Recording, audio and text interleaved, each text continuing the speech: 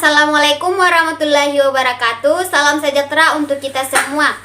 Perkenalkan, nama saya Mulyana dengan NIM 45221014 dari kelas 1A, Prodi D4 Administrasi Bisnis, jurusan Administrasi Niaga, Politeknik Negeri Ujung Pandang. Di sini saya akan menjelaskan tentang materi pengangguran, di mana materi tersebut adalah pengganti bahan penilaian ujian akhir semester yang diberikan oleh Bapak Pak Ahmadi Usman, SE, M, APP, INE. Nah, yang pertama itu pengertian pengangguran. Pengangguran adalah orang yang tergolong dalam angkatan kerja tetapi tidak mempunyai pekerjaan atau sedang mencari pekerjaan. Pengangguran atau tunakarya adalah istilah untuk orang yang tidak bekerja sama sekali, sedang mencari pekerjaan, bekerja kurang dari 2 hari selama seminggu, atau seorang yang sedang berusaha mendapatkan pekerjaan yang layak. Yang kedua yaitu jenis-jenis pengangguran. Jenis-jenis pengangguran terbagi menjadi 2, yaitu berdasarkan penyebabnya dan sifatnya. Berdasarkan penyebabnya. 1. Pengangguran konjungtur. Pengangguran konjungtur adalah pengangguran yang diakibatkan oleh perubahan dalam tingkat kegiatan perekonomian. Yang kedua yaitu pengangguran struktural. Pengangguran struktural adalah pengangguran yang diakibatkan oleh perubahan struktural ekonomi suatu negara. Misal, dari struktur pertanian ke industri atau ke struktur niaga, sehingga tenaga kerja di bidang pertanian tidak dapat bekerja di bidang industri karena keterbatasan keterampilan. Yang ketiga yaitu pengangguran fiksional. Pengangguran fiksional adalah pengangguran yang terjadi karena adanya kesenjangan antara pencari kerja dan lowongan kerja. Kesenjangan tersebut muncul karena adanya kesenjangan waktu, informasi, dan jarak. Yang keempat yaitu pengangguran musiman. Pengangguran musiman adalah pengangguran yang terjadi secara berkala, misalnya pada saat selang musim tanam dengan musim panen. Yang berikutnya yaitu pengangguran teknologi. Pengangguran teknologi adalah pengangguran yang terjadi karena adanya kemajuan teknologi atau mekanisasi sehingga terjadi perubahan penggunaan tenaga kerja manusia menjadi tenaga kerja mesin. Yang terakhir yaitu pengangguran sukarela. Pengangguran sukarela adalah pengangguran yang terjadi karena seseorang yang secara sukarela berhenti bekerja, misalnya karena mendapatkan warisan, karena mengurus rumah tangga, karena sedang berstudi. Yang berikutnya yaitu berdasarkan sifatnya. Yang pertama yaitu pengangguran terbuka. Pengangguran terbuka adalah angkatan kerja yang benar-benar tidak mempunyai pekerjaan, terjadi karena kekurangan lapangan kerja, tidak mau bekerja, atau ketidakcocokan antara lowongan pekerjaan dengan latar belakang pendidikan. Yang kedua yaitu setengah menganggur. Maksudnya setengah menganggur adalah angkatan kerja yang bekerja di bawah jam kerja normal, yaitu kurang lebih 34 jam seminggu. Yang terakhir yaitu pengangguran terselubung. Pengangguran terselubung adalah angkatan kerja yang bekerja tidak optimal sehingga terjadi kelebihan tenaga kerja. Adapun penyebab pengangguran. Yang pertama yaitu jumlah angkatan kerja tidak sebanding dengan jumlah lapangan pekerjaan. Yang kedua yaitu ketidakseimbangan permintaan dan penawaran tenaga kerja pada suatu tingkat upah tertentu. Yang ketiga yaitu ketidaksesuaian antara hasil yang dicapai antara pendidikan dengan lapangan pekerjaan. Keempat yaitu ketidaksesuaian kebutuhan jumlah dan jenis tenaga terdidik dan penyediaan tenaga terdidik. Yang kelima yaitu kualitas sumber daya manusia masih rendah. Yang keenam yaitu peraturan yang menghambat investasi. Yang terakhir yaitu ketidaksediaan penyediaan dan pemanfaatan tenaga kerja antara daerah. Akibat pengangguran. Adapun akibat yang ditimbulkan oleh pengangguran yaitu satu, menimbulkan ketidakstabilan sosial dan politik di suatu negara. Yang kedua yaitu menimbulkan masalah-masalah sosial.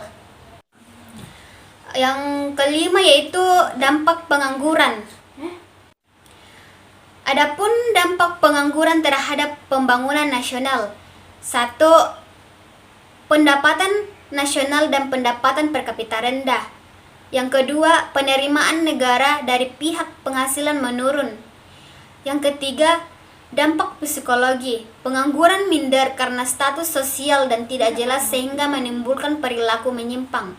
Yang keempat yaitu meningkatnya biaya sosial, contohnya biaya keamanan, biaya proses peradilan, dan biaya medis. Yang kedua yaitu dampak positif. Satu, rating iklan meningkat, banyak orang yang menganggur dan menonton acara TV. Yang kedua yaitu meningkatnya kreativitas masyarakat yang ingin keluar dari status sebagai pengangguran. Yang ketiga yaitu munculnya lowongan kerja. Dampak yang berikutnya yaitu dampak negatif. Yang pertama yaitu pertumbuhan ekonomi terhambat. Yang kedua yaitu tingkat kriminalitas meningkat. Yang ketiga yaitu daya beli manusia yang rendah. Yang berikutnya yaitu dampak terhadap perekonomian. Adapun dampak perekonomian tersebut yaitu satu, masyarakat tidak sejahtera. Penyebab yang paling terasa dari dampak pengangguran dirasakan oleh masyarakat. Masyarakat sulit mencapai kesejahteraan. Dampak jangka panjangnya juga akan berpengaruh pada pendapatan nasional, di mana pendapatan nasional akan menjadi rendah. Yang kedua yaitu pendapatan pajak rendah. Dampaknya akan dirasakan adalah pembayaran pajak. Semakin tinggi angka pengangguran, secara tidak langsung akan berpengaruh pada pendapatan pajak atau tax revenue pemerintah yang lebih rendah. Tentu saja ini akan berimbas pada kinerja pemerintah dalam menjalankan kegiatan pembangunan dari hasil pajak tersebut. Yang ketiga yaitu gelitan pertumbuhan ekonomi rendah. Pengangguran terhadap ekonomi sudah pasti mempengaruhi pertumbuhan ekonomi, khusus di sektor swasta, menjadi lemah. Kenapa?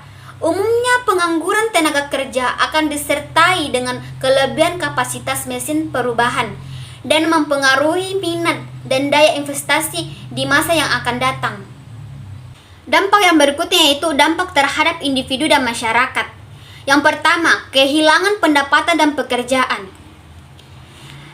Dampak yang langsung akan dirasakan oleh masyarakat dan individu dari pengangguran adalah kehilangan mata pencarian dan tidak memiliki pendapatan. Padahal kita tahu bahwa pendapatan adalah sarana untuk memenuhi kebutuhan pokok. Menjadi pengangguran di Indonesia itu sangatlah menyedihkan dan kasihan karena mereka harus berjuang entah bagaimana cara agar mendapatkan makanan dan bisa memenuhi kebutuhannya sehari-hari. Yang kedua yaitu kehilangannya keterampilan. Yang ketiga, ketidakstabilan sosial dan politik. Yang berikutnya yaitu cara mengatasi pengangguran. Satu, memperluas dan membuka lapangan kerja. Cara mengatasi pengangguran dapat pula dengan memperluas lapangan kerja.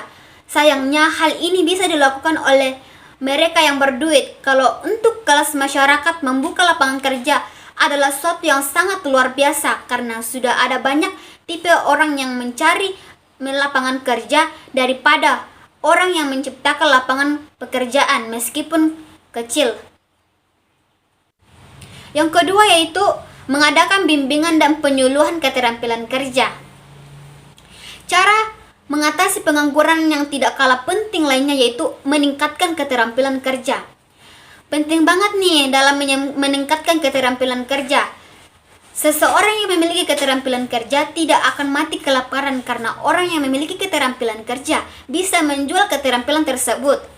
Sebaliknya, Seseorang yang tidak memiliki keterampilan kerja, sulit rasanya untuk mencari pekerjaan atau sesuap nasi. Oleh sebab itu, penting sekali mengoptimalkan keterampilan pekerjaan tersebut. Yang ketiga yaitu bekerja secara sendiri.